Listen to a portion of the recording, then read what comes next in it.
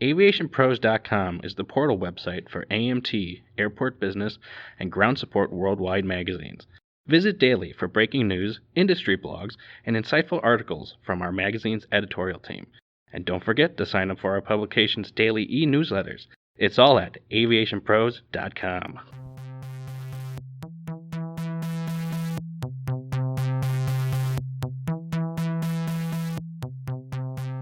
In this episode of the Aviation Pros podcast, Gregg Brunson-Pitts, owner of Advanced Aviation Team, joins Aviation Pros' editorial director Joe Petrie live from the floor of the 2022 NBAA Schedulers and Dispatchers Conference for a discussion on recent trends in charter travel and how current world events have influenced it.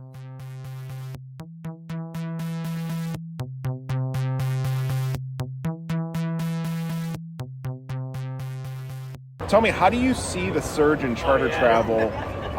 Is it you see it waning anytime soon, or do you think that this is something that's going to continue well past the pandemic?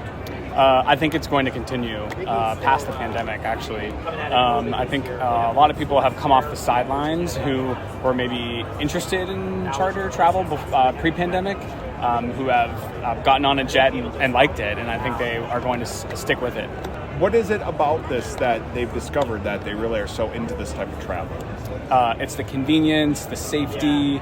The airlines, have become unreliable, really, and so charters have become, really a convenience for a lot of people.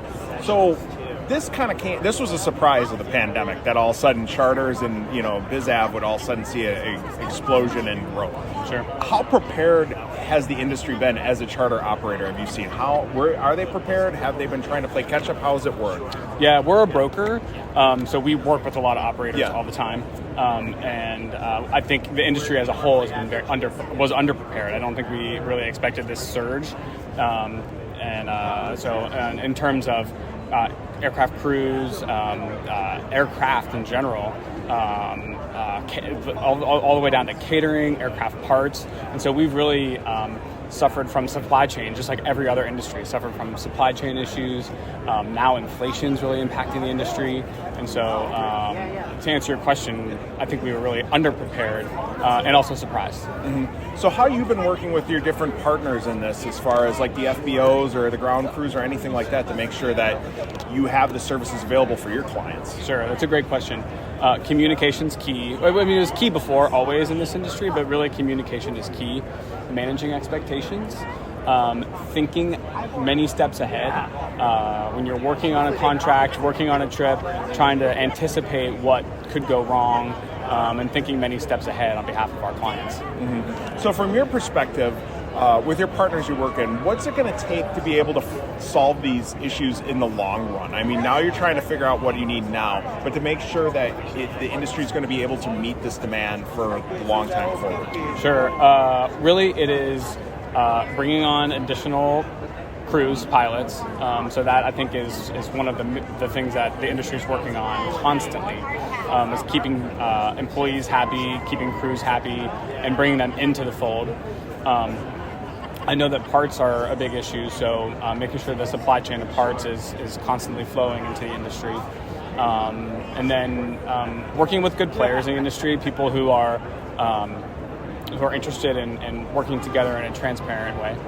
So you mentioned fuel prices before, and that's been a challenge. How has that been impacting business? How are you seeing it? Is it impacting business?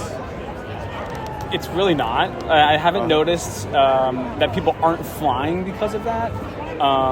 Prices have ticked up maybe slightly on an hourly basis due to fuel, but I haven't noticed industry-wide that it's people are flying less because of it. From your business perspective, is there something you look at, or the industry itself needs to be looking at in order to mitigate this if they keep creeping up, as long as the world affairs keep continuing as they are? Really, it's managing expectations with customers, right? To look down the road as fuel prices increase, world events become a little bit more volatile, and it's communicating with our customers to let them know that if you contract a trip that is far in advance, that the price potentially could increase based on future events. Mm-hmm. Now, the world's changed quite a bit in the last couple of years, and with the pandemic and all the world events that have been going on, and the surge that's coupled in with this. What are you looking for in your position as a broker with working with the different FBOs or airports for that matter to make sure that you're getting your clients to the right places and you're choosing the right partners? Relationships really matter. And so that's why attending schedulers and dispatchers and being engaged in the industry is so key. Face-to-face meetings matter. And so if we are having meetings and seeing people and engaging with the industry and engaging with our partners, that's what really matters. We could move 1 million planes, but if they don't know who we are and we're not having conversations and having meetings, then they might not want to be as helpful to us. And so I think this is an industry where relationships really matter. As somebody in your position, and working with the airports, what advice would you give to them as far as what they need to know for their operations to make sure they're optimizing it so people like you are getting the best service available that you can help your clients? Yeah, communication is really key. Mm-hmm. So if there's a delay, if there's a weather issue, if there's a catering issue, let's say there's one fuel truck on the field and you have 20 planes, communication is always key, because many times we don't have eyes and ears on the ground. Sometimes we do, but many times we don't. And so communication is really key, and that's where those relationships really matter. Okay, perfect. And then the last question for you. You definitely have seen the change here.